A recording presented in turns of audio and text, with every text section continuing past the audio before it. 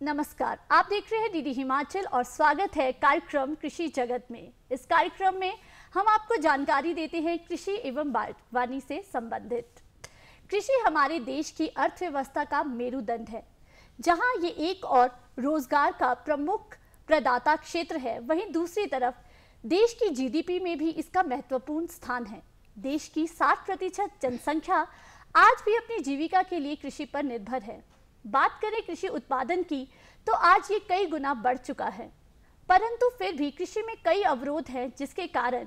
कृषि सही ढंग से विकसित और समृद्ध नहीं हो पा रही है।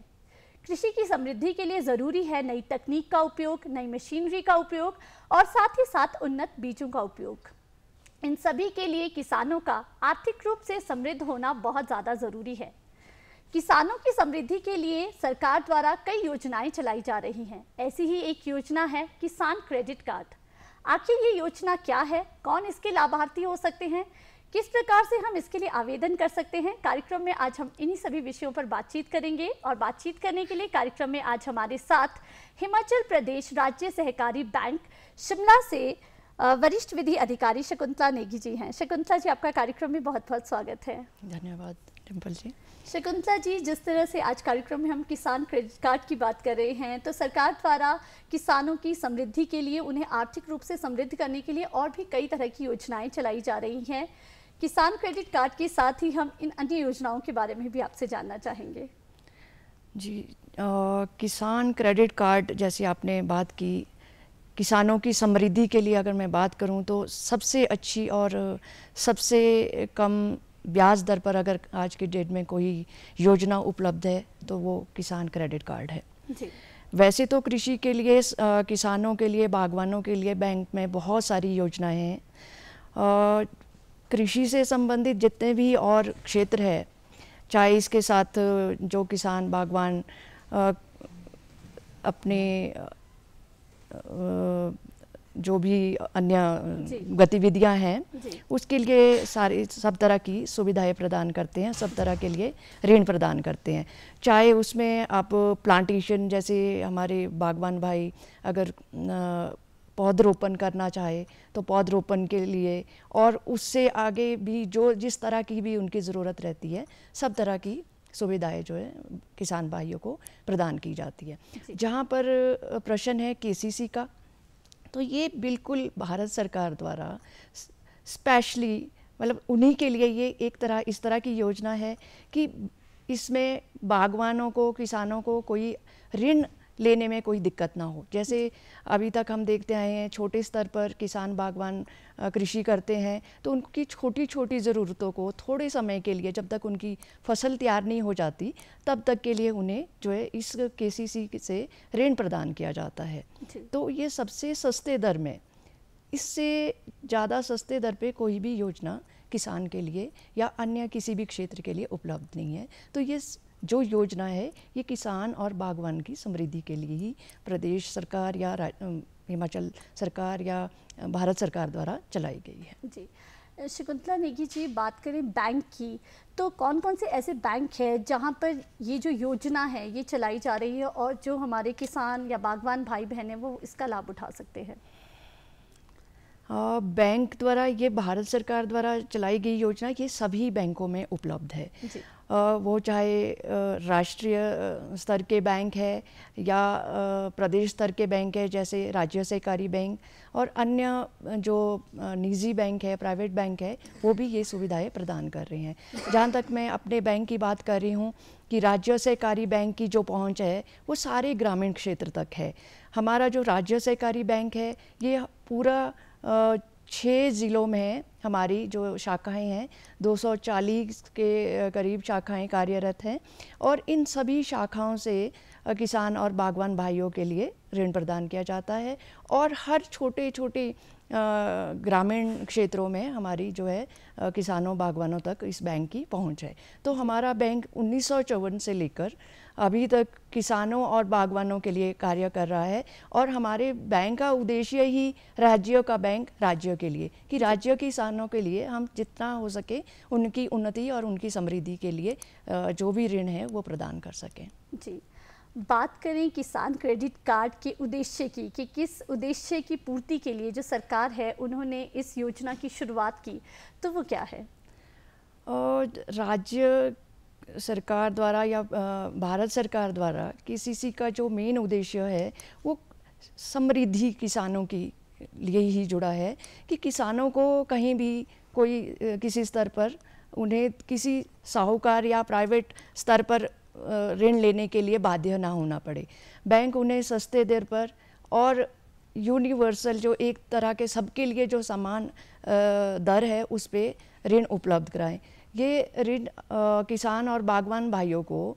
उनकी छोटी सी छोटी ज़रूरतों के लिए कि अभी उन्होंने फसल तैयार करनी है, फसल की बुआई करनी है, बीज खरीदना है, अपनी भूमि को कृषि योग्य बनाना है, या उसके बाद उनको खाद की ज़रूरत है, इरिगेशन की ज़रूरत है, तो इस तरह की सारी ज़रूरतों को ध्यान में रख के ये सरकार द्वारा ये योजना चलाई गई है कि उनको ऋण की उपलब्धता हमेशा रहे और वो अपनी जो फसल है उसको अच्छी तरह से तैयार कर सके, उन्हें किसी भी स्तर पर अपनी फसल को ख़राब होने से बचा सके और उसकी मार्केटिंग तक उसकी फसल को भंडारण करने की ज़रूरत है, तो उसके लिए भी ये ऋण जो है उपलब्ध है। जी, सरकार की एक कोशिश है कि किसान कहीं पर भी खुद को आर्थिक स्तर पर अकेला महसूस ना करे, उसे हमेशा ये रहे जिस भी तरह का उसका कार्य है, चाहे आपने कहा वो बीज बोना है या फिर सिंचाई सुविधा है, अन्य कोई भी सुविधा है, उसके लिए हमेशा जो है सरकार उसके साथ खड़ी है इस योजना के माध्यम से। और मुझे लगता है इससे देश का विकास भी होगा और साथ ही साथ हमारे जो कृषक भाई बहन हैं, बागवान भाई बहन हैं, उनका विकास भी होता जाएगा। शकुंतला जी, बात करें इसके लाभार्थियों की कि कौन कौन से ऐसे लोग हैं जो इसका लाभ प्राप्त कर सकते हैं, तो वो किस तरह के लोग हैं और क्या वो केवल ग्रामीण क्षेत्रों में हैं या फिर शहरी क्षेत्रों के लोग भी इसका लाभ प्राप्त कर सकते हैं? यह स्कीम जो है किसानों और बागवानों के लिए है और उनकी पात्रता इसी से जुड़ी है कि जो भी किसान कृषि कर रहा है या बागवानी कर रहा है उन सभी के लिए ये ऋण जो है उपलब्ध है। अब यहाँ हम बात कर रहे हैं कि वो कृषि कर रहे हैं, बागवानी कर रहे हैं, कहाँ कर रहे हैं, ये ज़्यादा महत्वपूर्ण नहीं है, लेकिन ये महत्वपूर्ण है कि वो कृषि कर रहे हैं। अब ये ज़रूरी नहीं है कि उनके पास उतनी कृषि भूमि के वो जो है स्वामी हो या वो उसके ओनर हो। यहाँ वो कृषि किसी भी स्तर पे कर रहे हो, वो उस कृषि से संबंधित जो उनके पास ज़मीन है उसके वो शेयरिंग पे भी, बटाई पे या लीज़ पे, पट्टे पे उनने ज़मीन ली है या उनको किसी अपने परिवार से GPA पे वो कृषि कर रहे हैं, तो भी ये सारी ऋण सुविधा सब किसानों को उपलब्ध कराई जाती है। तो यहाँ इनका सबसे बड़ा फ़ायदा ये है कि यहाँ ओनरशिप की ज़रूरत नहीं है, सिर्फ कृषि कर रहा हर कृषक बागवान इस योजना का पात्र है। जी, तो इसमें कोई भी ऐसी लिमिट नहीं रखी गई है कि कितनी भूमि होनी चाहिए, भूमि कम भी हो सकती है और जिस तरह से आपने कहा कि वो हो सकता है पट्टे पे ली हो, किसी भी तरह की स्वामित्व ना हो किसी भी बागवान या किसान का, परंतु वो इसका लाभ ज़रूर प्राप्त कर सकता है। जी शकुंतला जी, जिस तरह से ये एक ऋण सुविधा है और ऋण में एक समय सीमा ज़रूर होती है कि कितने समय तक जो है आपको वो ऋण मिल रहा है और कितने में आपको उसे वापस करना है, तो जो इसकी समय सीमा है वो कितनी रहती है? इस जो योजना है किसान क्रेडिट कार्ड, इसमें 5 साल की अवधि के लिए ये ऋण प्रदान किया जाता है, लेकिन हर साल के अंत में जब भी उन्होंने ऋण लिया है तो उसका एक आकलन किया जाता है, रिव्यू किया जाता है कि क्या ये ऋण सीमा किस तरह से चल रही है, और अगर ये ऋण सीमा अच्छे तरह से किसान भाई इसका यूज़ कर रहे हैं, उसका उपयोग कर रहे हैं, तो इसकी जो है राशि बढ़ाई भी जा सकती है, इसमें इंक्रीज़ भी हो सकता है उनकी ज़रूरत के अनुसार। तो ये जो 5 साल की अवधि है, ये पूरे 5 साल तक इसको किसी भी तरह से किसी भी चीज़ के लिए, चाहे वो अपना कुछ ख़रीदारी करनी है बीज की या उनको अपनी कोई और भी ज़रूरत के लिए राशि भी निकालनी है या जिस भी तरह की इनको ज़रूरत रहती है उसके लिए ये 5 साल तक के लिए, लेकिन हर साल की आकलन के बाद ये उपलब्ध रहती हैं। जी, जो आकलन है वो क्या बैंक द्वारा ही किया जाता है या फिर इसमें कोई और एजेंसीज हैं वो भी शामिल होती हैं? नहीं, इसमें जो आकलन है वो बैंक द्वारा ही किया जाता है। ये देखने के लिए क्या जो ऋण जो इनको सीमा दी गई है वो पूरी तरह से ठीक तरह से चल रही है या कृषक को कोई दिक्कत आ रही है, कहीं उसकी पैदावार की ठीक नहीं हो रही है। तो जहाँ तक इसमें सीमा आकलन करने का ये भी एक महत्वपूर्ण पक्ष देखा जाता है कि कई बार जैसे फसल खराब हो रही है या कोई और तरह की जो प्राकृतिक आपदा आई है तो उसके वजह से अगर कोई नहीं दे पा रहा है तो कुछ उसमें और करने की ज़रूरत है, तो ये सब चीज़ें भी बैंक द्वारा देखी जाती है। जी, तो इस तरह से उन्हें सहायता प्रदान हो जाती है। किसी तरह की कोई आपदा आ जाती है तो वो बैंक से संपर्क कर सकते हैं, अपनी समस्या बता सकते हैं और उसके बाद बैंक जो है उन्हें सहायता दे सकता है। जी, तो जैसे उनकी जो अवधि थी उस अवधि में वो लोन नहीं दे पा रहे हैं तो वो अवधि बढ़ाई जा सकती है या उनकी कोई वो फसल पूरी तरह से उस ऋण में नहीं वो तैयार कर पाए तो उसके लिए और अगर उनको धन की आवश्यकता है तो उस पर भी विचार बैंक करता है। जी, बात करें केसीसी पे ब्याज दर की कि इंटरेस्ट कितना है, क्योंकि आपने शुरू में ही कहा है कि सबसे कम इंटरेस्ट जो है, ब्याज दर जो है वो केसीसी पे मिलती है, तो वो किस तरह से इसका आकलन किया जाता है? क्या ये सभी के लिए समान रहता है या हम कहें कि जिस तरह से किसी की भी ज़मीन है उसके कम या ज़्यादा होने के आधार पर इसका आकलन किया जाता है? सबसे पहले आपने ब्याज दर की बात की, तो ब्याज दर जो है वो जो हमारा 3 लाख रुपए तक का ऋण है उसके लिए 7% ब्याज दर है और अगर 3 लाख से ज़्यादा का ऋण है तो उसके लिए जो ब्याज दर है वो 10% है। दूसरा कि हम किस तरह से इसका आकलन करते हैं कि कितना ऋण उपलब्ध हो पाएगा, तो उसके लिए उनकी जो ज़मीन उपलब्ध है उसके आधार पर ही ये जो है उनको ऋण उपलब्ध रहता है कि जिसके पास 1 बीघा है, 2 बीघा है या जिनके पास ज़्यादा ज़मीन है उसके लिए एक स्केल ऑफ फाइनेंस होता है कि हर बीघे के लिए किस फसल के लिए कितना ऋण मिल सकता है। अगर आप गेहूं की फसल उगा रहे हैं या कोई सब्जी उगा रहे हैं तो उनके लिए अलग अलग तरह की रेट ऑफ जो फाइनेंस का है वो कि कितना 1 बीघे के लिए कितना ऋण सुविधा उनको मिलती है, तो उसके हिसाब से वो ऋण सीमा जो है उनकी वो फिक्स की जाती है। जी, जब हम ऋण लेते हैं तो उसे वापस करना भी एक समय सीमा के अंदर बहुत ज़्यादा ज़रूरी होता है। जिस तरह से आपने कहा कि बहुत सारी सहायता दी जाती है यदि कोई समस्या रहती है बागवानों या किसानों को, परंतु इसका प्रोसीजर क्या रहता है? किस तरह से जो है ऋण को वापस किया जाता है एक समय सीमा के बाद? जैसे आपने पहले भी ये क्वेश्चन पूछा कि ये किस तरह से कितने अवधि के लिए हैं, तो हमने 5 साल की जो अवधि है ये पूरा उनको जो लिमिट मिली है वो 5 साल के लिए है। लेकिन एक तो इसमें जो है कि ये जो 1 साल की हम बात कर रहे हैं कि 1 साल के लिए ये आकलन हम करते हैं, तो उस आकलन का जो पर्पज़ रहता है, उद्देश्य रहता है, वो यही रहता है कि क्या जो 1 साल में उन्होंने आहरण किया था राशि का उसको वो वापस 1 साल में कर पाए हैं। क्योंकि इसको आकलन करने का एक जो और पक्ष है वो ये है कि उसमें उनको कुछ छूट भी मिलती है। जो समय सीमा में अपने 1 साल के अंदर ही अपनी आहरित राशि को जमा करता है तो उनको अलग तरह की एक और छूट मिलती है।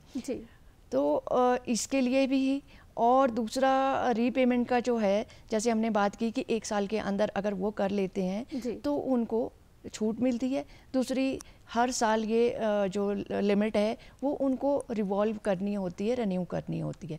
क्योंकि ये देखा जाता है कि वो राशि वापस कैसे करेंगे, तो वो फसल ही है जहाँ से वो राशि वापस करेंगे। तो ये देखना होता है कि क्या उनकी फसल से ये राशि वापस हर साल आ रही है। तो ये हर साल उनको अपना आहरण जो है वापस करना है। बेशक ये 5 साल के लिए ये ऋण जो है चलता रहेगा, लेकिन उनको जो भी उन्होंने राशि ली है, ज़रूरी नहीं है कि उनके लिमिट अगर 3 लाख थी तो उन्होंने 3 लाख का ही उपयोग किया हो, उन्होंने हो सकता है 1 लाख का ही उपयोग किया हो, लेकिन उस 1 लाख को उनको 1 साल के भीतर जो है वापस करना है, इसलिए उनको स्पेशल छूट मिलती है। तो इस तरह से 5 साल का भले ही समय सीमा है, परंतु साल के अंदर ही उन्हें दिखाना है कि वो कितना इसको यूज़ कर चुके हैं और उसे रीपे करना भी उनके लिए ज़रूरी हो जाता है।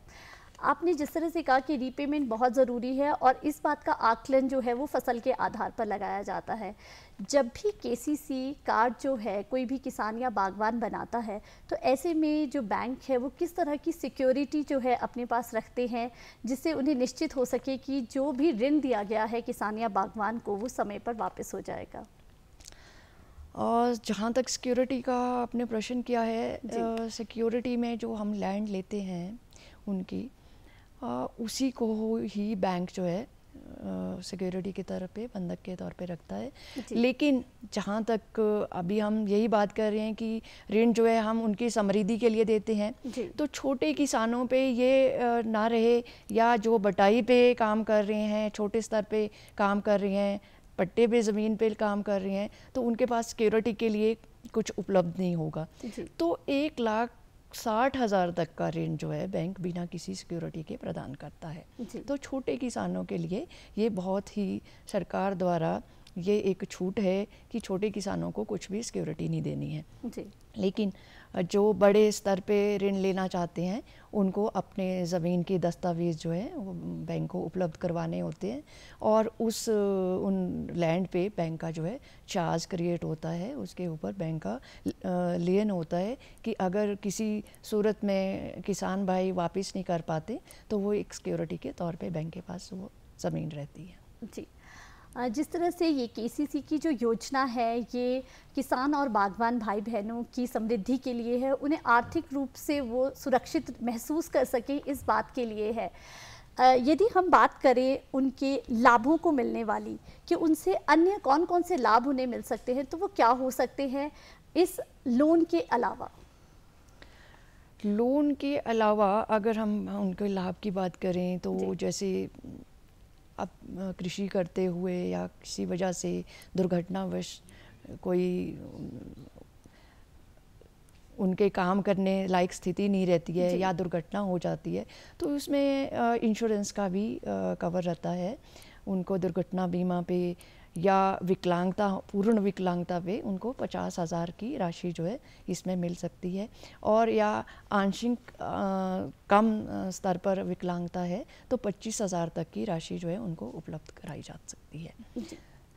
शकुंतला जी, क्या ये योजना केवल कृषि एवं बागवानी क्षेत्र तक ही सीमित होती है, या अन्य जो इससे जुड़े हुए काफ़ी सारे हमारे ऐसे कार्य होते हैं जो कृषि के साथ जुड़े हैं, उनमें भी ये सुविधा जो है केसीसी की वो प्राप्त की जा सकती है? जी, कृषि से जुड़े हुए जो अन्य जैसे है कि कृषि के साथ पशुपालन, ये कृषि के साथ ही चलता है कि कृषि के पशुपालन के बिना कृषि अधूरी है। किसान भाइयों को गोबर चाहिए और कई तरह की सुविधाएं चाहिए, तो उसमें ये जो हमारा एनिमल हस्बेंड्री है या इससे रिलेटेड गाय के लिए जो है और मछली पालन के लिए, तो ये इस तरह की जो ये सुविधा है ये भी इसके साथ जुड़ी है, और इसके लिए भी केसीसी जो है प्रदान किया जाता है। तो एनिमल हस्बेंड्री और फिशरी के लिए भी केसीसी जो है उपलब्ध कराए जा रहे हैं। बात करें हम केसीसी में आवेदन करने की कि एक जो बागवान या हमारे कृषक भाई बहन हैं वो किस प्रकार से जो है केसीसी के लिए आवेदन कर सकते हैं, क्या क्या डॉक्यूमेंट्स की ज़रूरत उन्हें रहती है जिस समय वो केसीसी के लिए आवेदन कर रहे हैं? केसीसी के लिए आवेदन करने के लिए उनको अपने नज़दीकी कार्यालय जो बैंक का है, उनके शाखा है नज़दीकी, वहाँ जाके वो इसके बारे में पता कर सकते हैं, और वहाँ पे उन्हें एक एप्लीकेशन फॉर्म जो है भरना होता है, और उनको अपने सुविधा के अनुसार कितने ऋण की उनको ज़रूरत है तो वो अपने नज़दीकी शाखा कार्यालय में जाके बता सकते हैं। और जहाँ तक दस्तावेज़ की बात है, तो दस्तावेज़ में सबसे पहले उनका अपना पहचान पत्र और उनका अपना वो कहाँ रहते हैं एड्रेस प्रूफ और फ़ोटो और आधार वगैरह जो भी हैं वो उनको प्रदान करना होता है। और साथ में कि हम कृषि के लिए उनको ऋण दे रहे हैं तो कृषि से संबंधित जो भी उनके कागजात है वो किस तरह से कृषि कर रहे हैं, वो उनका अपना स्वामित्व है या वो शेयरिंग पे कृषि कर रहे हैं, तो उस तरह के जो भी कागजात हैं वो उनको बैंक में जमा करने हैं और उसके हिसाब से उनका जो कैलकुलेशन की जाती है कि उनको कितने ऋण जो है प्रदान किया जा सकता है। जी शकुंतला जी, क्या केसीसी पर जो है रिवॉल्विंग लोन जो होता है उसकी सुविधा भी उपलब्ध है? जी हाँ, जो केसीसी जो है ये एक है किसान क्रेडिट कार्ड लिमिट। तो ये लिमिट का मतलब ही ये है कि एक लिमिट तय की गई है, उस लिमिट के अंदर वो अपना जो राशि जो है निकाल सकते हैं। जैसे हम बात कर रहे हैं कि 3 लाख तक का हमने उनको लिमिट प्रदान की, तो ये 3 लाख रुपए तक की जो लिमिट है उनकी 5 साल के लिए उपलब्ध है। लेकिन जहाँ हमने बात की कि ये हर साल उनको जितना उन्होंने आहरण किया, जितना विड्रॉल किया है उसको वापस डिपॉजिट करना है। रिवॉल्विंग का मतलब है कि ये चल रहा है, ख़त्म नहीं हुआ ऋण, तो वो चलता रहेगा। आप आज बीज के लिए पैसा निकाल रहे हो, कल आप फर्टिलाइजर के लिए पैसा निकाल रहे हो और बीच में आपके पास पैसा उपलब्ध है तो आप उसको वापस भी कर पा रहे हो। तो इसमें ऐसा नहीं है कि आपने एक बार जो ऋण ले लिया वो 5 साल के लिए ऋण बाहर निकल गया। जब मर्जी आप उसमें जमा कर सकते हो, जब मर्जी आप उसमें से निकाल सकते हो अपनी सुविधा के अनुसार। तो इसका मतलब है कि वो जब भी उसमें राशि जब उनको ज़रूरत है तो निकालें और वापस उसमें डाल दें। जैसे हमने बात की कि 1 साल में उन्होंने जमा करनी ही है, तो इसका मतलब है कि 1 साल में उनको अपनी फसल आने पे वापस जमा करनी है, ताकि उनको ब्याज जो है उतनी राशि पे ही लगे जितना उन्होंने उसको यूज़ किया है, उसके ऊपर उनको ब्याज ना देना पड़े। तो रिवॉल्विंग का यही मतलब है कि वो लगातार चलता रहेगा और जब तक उनकी पूरी अवधि नहीं हुई है और जब मर्जी उसको निकाल सकते हैं, जब मर्जी जमा कर सकते हैं। जी शकुंतला जी, आप कार्यक्रम में आई और हमें केसीसी यानी किसान क्रेडिट कार्ड के बारे में इतनी अच्छी जानकारी दी, इसके लिए आपका बहुत बहुत धन्यवाद। आज कार्यक्रम में हमारे साथ थी शकुंतला नेगी जी, जिनसे हमने जाना किसान क्रेडिट कार्ड के बारे में कि किस तरह से किसान और बागवान भाई बहन इस सुविधा का, इस योजना का लाभ उठा सकते हैं और खुद को आर्थिक रूप से समृद्ध बना सकते हैं और अपने विकास के साथ देश का विकास कर सकते हैं। आज कार्यक्रम में बस इतना ही। एक नए विषय के साथ फिर हाजिर होंगे, तब तक हमें दीजिए इजाज़त। नमस्कार।